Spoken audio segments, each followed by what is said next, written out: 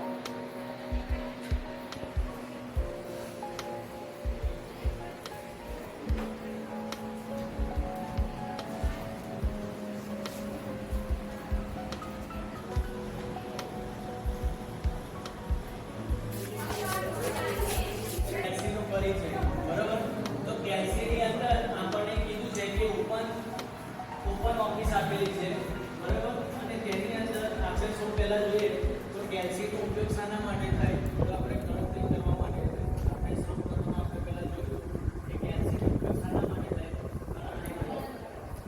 જે આની અંદર એ રીતે કાર્ય થાય છે જેમ કે પહેલા એક્સેલ કાર્ય કરે. હવે પહેલી જોવા જઈએ તો ધોરણ 9 ની અંદર તમે શીખી ગયા કે એક્સેલનો ઉપયોગ આપણે પહેલા કઈ રીતે કરીએ. એની અંદર રો હતી, કોલમ હતી, એની અંદર ફોર્મ્યુલા બારનો યુઝ કરતો. એવી રીતે આપણે કેલ્સીની અંદર પણ આપણને ફોર્મ્યુલા બારનો અંદર ઉપયોગ કરવા મળે છે. તમે એની અંદર ટોટલ કરવા માટે આપણે સમનો ઉપયોગ કરતા હતા, સૂત્ર યુઝ કરતા હતા, પછી એની અંદર આપણે કન્ડિશનનો ઉપયોગ કરતા હતા બરોબર. પછી આપણે અંદર મિનિમમ માર્ક્સ શોધવા હોય કે મેક્સિમમ માર્ક્સ શોધવા હોય કે એવરેજ શોધવી હોય તો આ દરેક વસ્તુ જે છે એ આપણે એક્સેલમાં ધોરણ 9 ની અંદર તમે પહેલા શીખી ગયા. હવે એ જ વસ્તુ આપણે અહીંયા કેલ્સીનો પરિચય જોવા જઈએ તો અહીંયા અંદર કીધું છે કે કેલ્સી એ ઓપન ઓફિસ સોલ્યુશન એક લખ્યું છે કે વિચાર્યું વિસ્તારપત્ર ને પેકેજ છે. એટલે એવું કહેવા માંગે છે આપણને કે કેલ્સી જે છે એ ઓપન સોર્સ સોફ્ટવેર છે. એના માટે તમે અલગથી પેમેન્ટ આપવાનું હોતું નથી. એક ફ્રી દસ્તાવેજમાં ઝડપી અને સચોટ ગણતરી કરવા માટે તેમજ દસ્તાવેજની માહિતીને આકર્ષક રીતે ગોઠવવા માટે વપરાય છે. સ્પેસ ડેટાને આદિ હરોળ અને ઊભી હરોળના સ્વરૂપમાં દાખલ કરવા પરવાનગી આપે. ડેટાને આદિ હરોળ અને ઊભી હરોળના સ્વરૂપમાં દાખલ કરવા પરવાનગી આપે છે. સ્વરૂપમાં દાખલ કરવા પરવાનગી આપે છે. સચોટ ગણતરી કરવા માટે તેમજ દસ્તાવેજની માહિતીને આકર્ષક રીતે ગોઠવવા માટે વપરાય છે. સ્પેસ ડેટાને આદિ હરોળ અને ઊભી હરોળના સ્વરૂપમાં દાખલ કરવા પરવાનગી આપે. ની કદ મોટું બનતું જાય તેમ તેમ તેના સંચાલનનું કાર્ય વધુ જટિલ બને છે. વધતા કદના નિયંત્રણ માટે વર્કબુકનો ખ્યાલ અમલમાં મૂકવામાં આવ્યો છે. વર્કબુકનો મુખ્ય હેતુ સંખ્યાબંધ સ્પ્રેડશીટનું સારી રીતે સંચાલન કરવાનું છે. ઘણી બધી સ્પ્રેડશીટ્સ ભેગી મળીને પેકેજના વિવિધ ઉપયોગો જે હવે આપણે સર્વૈયું પરિણામમાં વિશ્લેષણ અને મેરિટની યાદી પ્રણાલી, આંકડાકીય ડેટા વિશ્લેષણ, નાણાકીય કાર્યો, વિશ્લેષણ અને મેરિટ યાદી પ્રણાલી, આંકડાકીય ડેટાનું વિશ્લેષણ, નાણાકીય કાર્યો, અંગત કાર્યો, માહિતી પત્ર લઈને અને આંકડાકીય સંશોધન. કેલ્સીના મેનુ ભાગ વિશે સમજીશું. આ બાજુ છે મેનુ અને આ બાજુ છે વર્ણન. ફાઇલ, તેમાં આપણે ફાઇલ વિશે સમજીશું.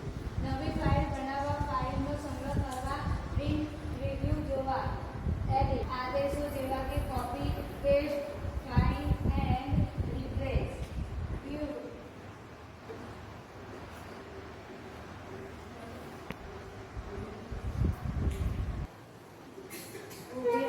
વર્કશીટ ઘટકો, ઓબ્જેક્ટ ઉમેરવા, ફોર્મેટ, સેલ ફોર્મેટ કરવા, ઘટકોનો સમૂહ બનાવવા,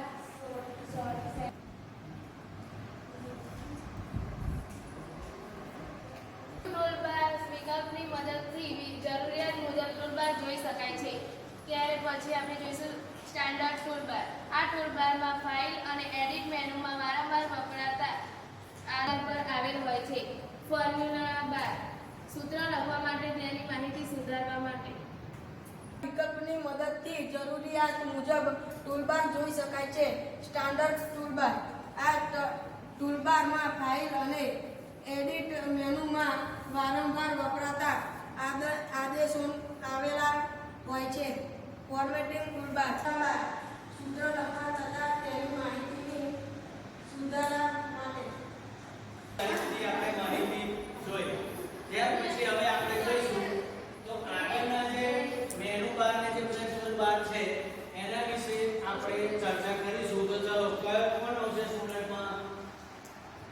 ઓહો હા તું આય કનિષા. તો ચલો આપણને કનિષા આપણને માહિતી આપશે.